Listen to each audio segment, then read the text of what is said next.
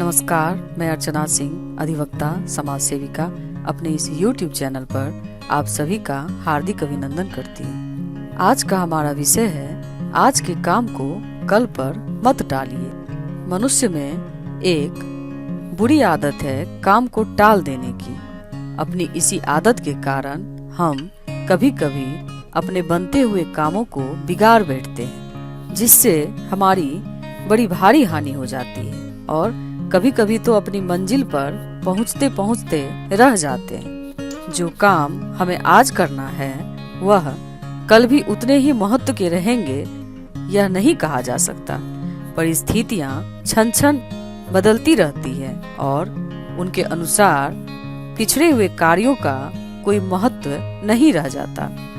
संभव है कि आज किसी कार्य के सम्मुख आते ही हम उसे ताजा जोश में कर डालें, परंतु कल पर टालते ही उस कार्य के प्रति दिलचस्पी भी कम हो सकती है और इस प्रकार वह कार्य सदा के लिए टल सकता है। जिस व्यक्ति में टाल मटोल का यह रोग लग जाता है वह अपने जीवन में अनेक काम नहीं कर पाता, बल्कि उसके सब काम अधूरे पड़े रह जाते हैं। यद्यपि ऐसे लोग हर समय व्यस्त रहते दिखाई पड़ते हैं, फिर भी अपना काम पूरा नहीं कर पाते। कामों का बोझ उनके सिर पर लदा रहता है और वे उससे डरते हुए कामों को धकेलने की कोशिश करते रहते हैं। टालने की आदत वाला मनुष्य परिस्थितियों का शिकार भी हो सकता है, जैसे स्वास्थ्य का खराब होना, मस्तिष्क की निर्बलता, आर्थिक या दूसरे प्रकार की चिंता इत्यादि। इसके कारण भी कार्य को टालना पड़ता है। काम की अधिकता से भी कार्य शेष रह जाता है और वह दूसरे दिन को टालना पड़ता है। वह टाला हुआ कार्य यदि दूसरे दिन भी टल गया तो फिर दृष्टि से ओझल हो जाने के कारण सदा टलता जाता है। यदि आप अपने कार्य को सुव्यवस्थित ढंग से और उत्साहपूर्वक करते रहें तो कार्य का भार अधिक प्रतीत नहीं होगा।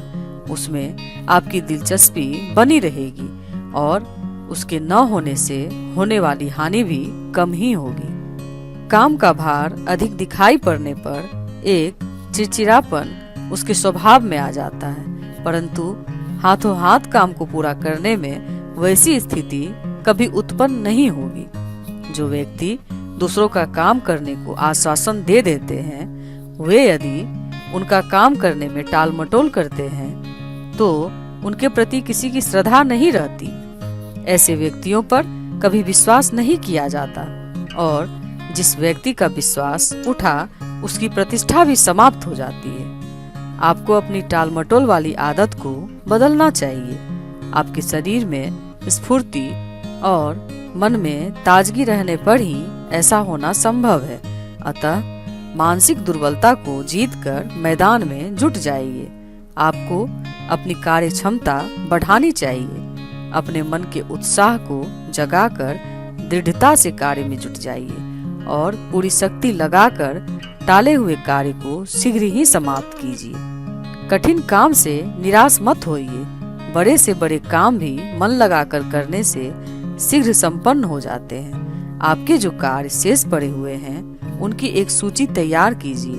उनमें से अत्यंत आवश्यक कार्यों को प्राथमिकता दीजिए। कम आवश्यक कार्यों को पीछे करने के लिए रखिए। इस प्रकार से बनाई गई सूची से आपको बड़ी सहायता मिलेगी। अधिक कठिन कार्यों के सरल तरीके ढूंढिए और सरल तरीका न मिलने पर पूर्ववत ढंग से उसमें लग जाइए। खाली बैठने से कुछ काम करना अच्छा है, अतः केवल विचार में ही समय नष्ट मत कीजिए। किए हुए कामों पर गर्व का अनुभव कीजिए। जो काम शेष है उन्हें करने में पीछे न रहिए। यदि आप कार्य के पीछे हाथ धोकर पड़ेंगे तो कोई कारण नहीं कि वे आपके काबू में न आ सके। हाथ धीमा मत रखिए। तेजी से किए जाने वाले काम शीघ्र पूरे होते हैं। यदि अपने कार्यों के लिए सहायक रखे तो वह भी फुर्तीला होना चाहिए। सुस्त सहायक आपके उत्साह को भी नष्ट कर डालेगा। काम को बेकार समझकर मत कीजिए। काम करते समय झुंझलाइए मत, अपने मन को कार्यों की जटिलता सुलझाने में लगाइए। इससे आपकी निर्णय शक्ति बढ़ेगी और आप जिस कार्य को करेंगे वह बिना बाधा के ही संपन्न हो जाएगा। इसी के साथ आज के इस कथन को मैं यहीं समाप्त करती हूँ। बहुत जल्द हम फिर मिलेंगे किसी और विषय पे चर्चा करते हुए। अगर मेरा यह वीडियो आपको पसंद आया हो तो प्लीज लाइक, कमेंट, सब्सक्राइब जरूर करें। धन्यवाद।